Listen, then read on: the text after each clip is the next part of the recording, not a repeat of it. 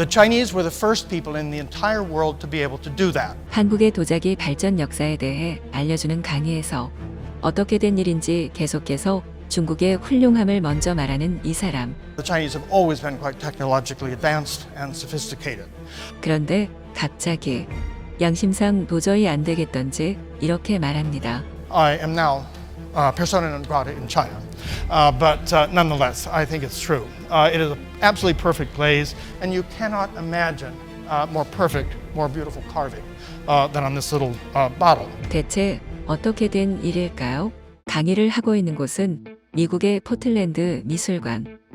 이곳은 고전 미술과 현대 미술이 조화를 이루고 있으며 종종 전문가를 초청해 강의를 진행하고 있습니다.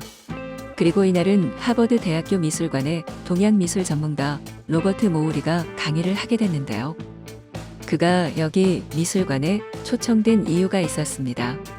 그는 동양미술 중에서도 한국과 중국을 전문으로 하고 있었기 때문인데요. 이곳은 미국의 미술관이지만 한국의 작품에 관심이 많았고 특히 한국의 문화와 문화재는 엄청난 가치가 있다고 여기고 있었습니다. 한국인들의 현대 미술품들도 있었지만 한국의 문화는 어느 나라보다 훌륭하기에 한국의 문화재들을 미국인들도 알아야 했던 것인데요. Now, for this crowd, probably everyone in the room knows exactly where Korea is. Korea is right here. 한국의 위치와 한반도의 역사를 설명하기 시작했는데요. 그러더니 Like I said, celadons had a long history of, say, 800 years of development in China, where the Chinese perfected the celadon glaze and such. The types of celadons that the Koreans were seeing that were made in China and that were being imported into Korea. 한국을 말하다 말고 중국 도자기에 훌륭함을 띄워 말하기 시작합니다. 물론 중국이 도자기로 유명한 것도 맞고 역사적으로 먼저 만들어냈던 기술도 있었습니다. 하지만 한국의 이야기를 하는데 굳이 중국 얘기를 계속 꺼내야 하나 싶었는데요. 그가 이렇게 말하는 데에는 이유가 있었습니다. 강의를 하고 있는 로버트 모우리가 처음 동양미술에 관심을 가졌던 것은 1967년 처음 한국을 방문하면서부터였습니다. 바로 한국의 평화봉사단 2기에 참여하면서부터였는데요. 젊은 미국인 모우리는 한국에 2년간 머물면서 아시아 예술과 문화에 푹 빠지게 됩니다. 그 찬란했던 한국의 문화들은 어디 가고 당시 한국은 흙밖에 남지 않았었는데요. 모우리는 한국의 역사적인 문화에 마음을 뺏겼지만 가난했던 한국은 문화를 공부하기엔 참 어려운 상황이었습니다. 그렇게 그는 한국 문화와 중국의 문화를 함께 공부하게 되고 이후 모우리는 오랫동안 미국 하버드 대학교 박물관에서 수석 전문가로 일하게 됩니다. 오늘날의 한국은 단기간에 엄청난 발전으로 선진국 반열에 오르게 됐고 그렇게 모우리는 긴 시간이 지나서야 한국의 역사와 함께 빛났던 한국의 문화를 소개할 수 있게 된 것인데요. 하지만 그는 중국의 도움을 받아왔기에 그리던 한국 문화를 소개할 때에도 중국의 눈치를 볼 수밖에 없는 상황이었습니다. In the 9th and 10th centuries, when the Koreans began to experiment with putting glazes on those stoneware pieces that they were all ready to make. So where were the Koreans making it? Well, like I said before, this southwestern region of Korea, the earliest of the, again, we're not going through the experimental phase. They're not decorated with flowers and birds and other scenes like that. They're usually plain, relying on the tautness of form and the beauty of glaze for their aesthetic appeal. But this is a very good example with a very wonderful bluish-green color. 한국의 고려청자의 역사에 대해 말하기 시작했는데요. 그 처음은 무늬가 없이 청동과 비슷한 색감으로 아름다움을 표현했습니다. Another example, this is a Buddhist ritual vessel, which we call a kundika, using the Sanskrit name for a jingping, jungpyeong in Korean, but usually using the Sanskrit name of kundika. It's one where it is used in all the lands where Buddhism traveled.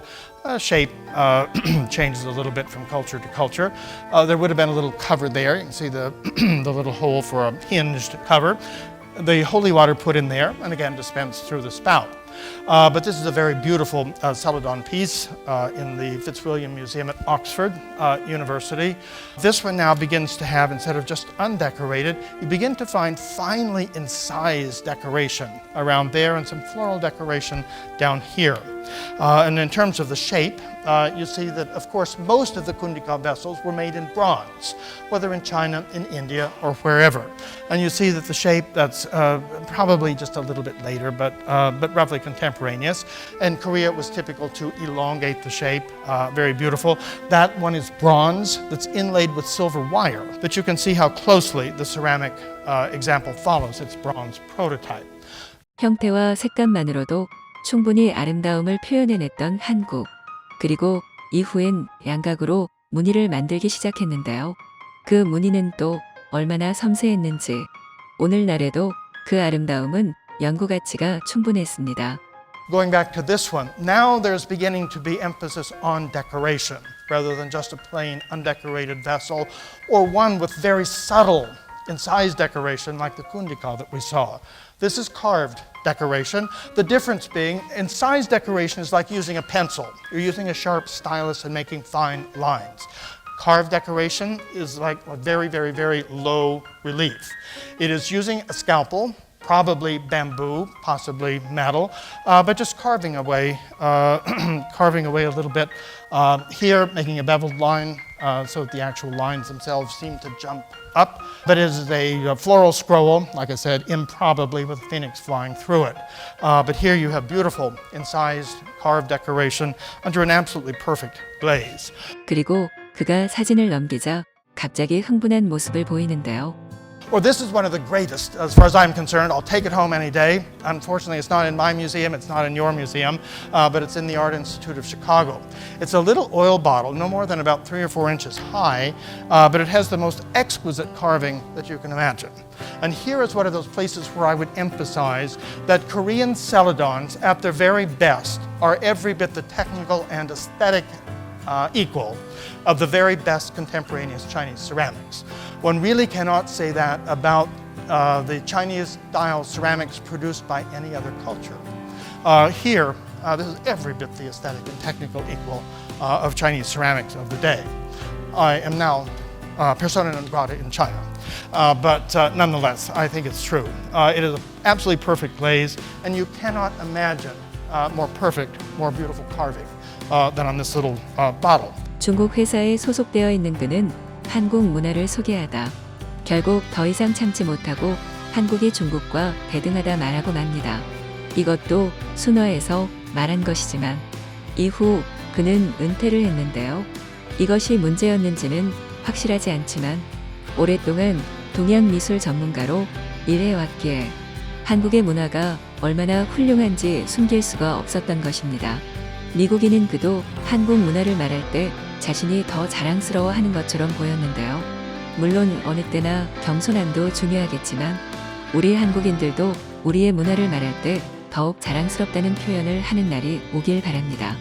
오늘 준비한 영상은 여기까지입니다. 시청해 주셔서 정말 감사합니다.